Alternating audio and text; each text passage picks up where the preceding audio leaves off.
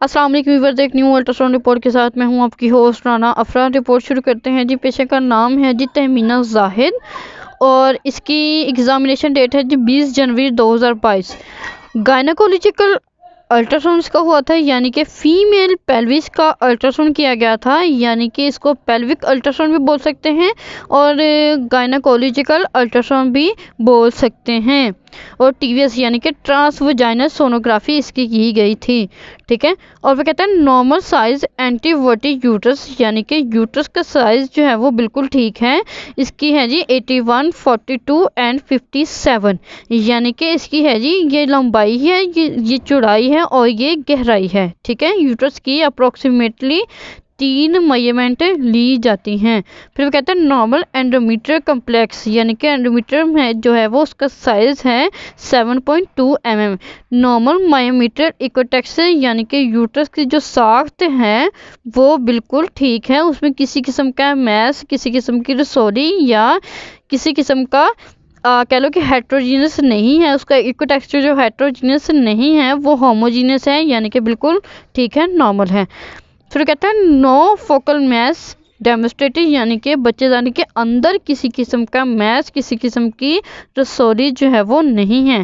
फिर वो कहता है scan shows 17 mm gestational sac, यानी कि गेस्टेशनल सैक है, यानी कि थैली है, 17 mm की थैली है विद 8 mm अलाइव फिटल पोल, यानी कि 8 mm का अलाइव उसमें बच्चा है।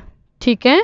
फिर वो कहते हैं इन राइट एडनेक्सा, यानी कि जो बच्चा है उसको होना चाहिए था एंडोमीट्रियल कम्प्लेक्स के अंदर, एबनॉर्मेलिटी के आगे के वो राइट एडनेक्सा में है, यानी कि राइट जो अंडेदानी है, यानी कि राइट ओवरी है उसके साथ है। And separate from right ovary, यानी कि राइट ओवरी से सेपरेट है, यानी कि राइट ओवरी अलहदा है उससे, लेकिन राइट ओवरी एंड यूट्रस, यानी कि बच्चेदानी और राइट अंडादानी, यानी कि दाहिनी अंडादानी के दरमियान में प्रेगनेंसी हो गई है।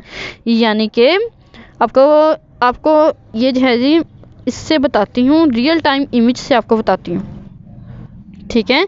जैसे कि ये जो है वो यूट्रस है और ये जो है वो अंडादानी है, यानी कि ओवरी है। ठीक है। और इसको होना चाहिए था यहाँ से जो है वो एग जाके एग जो है वो सफ़र करता है, फिर उसके बाद जो है वो यहीं पे ठहर गया, यानी कि वो जो यूट्रस तक वो नहीं पहुंच सका। ठीक है। यानी कि जो प्रेगनेंसी है हमारी वो ट्यूब में हो गई है, यानी कि होना चाहिए था इसको यहाँ पे बच्चेदानी के अंदर, लेकिन वो हो गई है जी ट्यूब में। ठीक है। ये सिचुएशन जो होती है बहुत ज़्यादा क्रिटिकल होती है, बहुत ज़्यादा सीरियस होती है। ठीक है। और फिर अब हमने इसका जो है वो कलर डॉपलर डाल के देखा। ठीक है। कलर डॉपलर पे वो हमें ऐसी नज़र आई है, इसको जो है कहते हैं कलर डॉपलर पे जब हमने इसको देखा तो ये सैक है, जो यहाँ पे क्योंकि एरिया नज़र आ रहा है सैक है, और इसके इर्द गिर्द जो है वो वेसल्स आई हैं, यानी कि पेरिट्रोफोब्लास्टिक फ्लो आया है। जब भी कहीं प्रेगनेंसी हो, खवा वो यूट्रस के अंदर हो, खवा वो यूट्रस के बाहर हो, जब भी हम उसके ऊपर जो है वो कलर डॉपलर डालेंगे तो वो पेरिट्रोफोब्लास्टिक फ्लो इंडिकेट्स करेगा, यानी पेरिट्रोफोब्लास्टिक फ्लो जो है वो शो करेगा। पेरिट्रोफोब्लास्टिक फ्लो से जब हम उसको देखेंगे तो हम कंफर्म हो जाएंगे, हम श्योर हो जाएंगे कि जो प्रेगनेंसी है वो कहाँ पे है, हम उसको जो है वो लोकेट कर लेंगे। जब ये ट्यूब में हो तो उसको जो है वो कलर डॉपलर पे वो ऐसी नज़र आती है। ठीक है। और जो पावर डॉपलर है वो उस पे ऐसी नज़र आती है, यानी कि गेस्टेशनल सैक के इर्द गिर्द पेरिट्रोफोब्लास्टिक फ्लो, इसको कहते हैं रिंग ऑफ फायर के नाम से भी इसको जाना जाता है। इस टाइप ऑफ फ्लो को, यानी कि जो है वो इर्द गिर्द जो फ्लो बन जाता है, इसको रिंग ऑफ फायर के नाम से भी जाना जाता है, यानी कि आग के गोले की तरह ये हमें फ्लो जो है वो नज़र आता है। ठीक है। फिर एक और प्रिंट हमारे पास मौजूद है, ये देखें, इसमें भी वो ये इर्द गिर्द जो है वो बहुत ज़्यादा फ्लो आ रहा है, इसको कहते हैं पेरिट्रोफोब्लास्टिक फ्लो, यानी कि वो कहता है right ectopic pregnancy with peritrophoblastic flow. ठीक है। यानी कि प्रेगनेंसी की जगह को लोकेट करने के लिए हम उस पर जब डॉपलर डालते हैं तो वो शो करता है पेरिट्रोफोब्लास्टिक फ्लो। पेरिट्रोफोब्लास्टिक फ्लो तभी आता है जब कहीं प्रेगनेंसी हो, ठीक है, या यूट्रस के अंदर हो तो भी हम उस पर कलर डॉपलर डालेंगे उसकी साइड्स पे तो वो पेरिट्रोफोब्लास्टिक फ्लो आ जाएगा।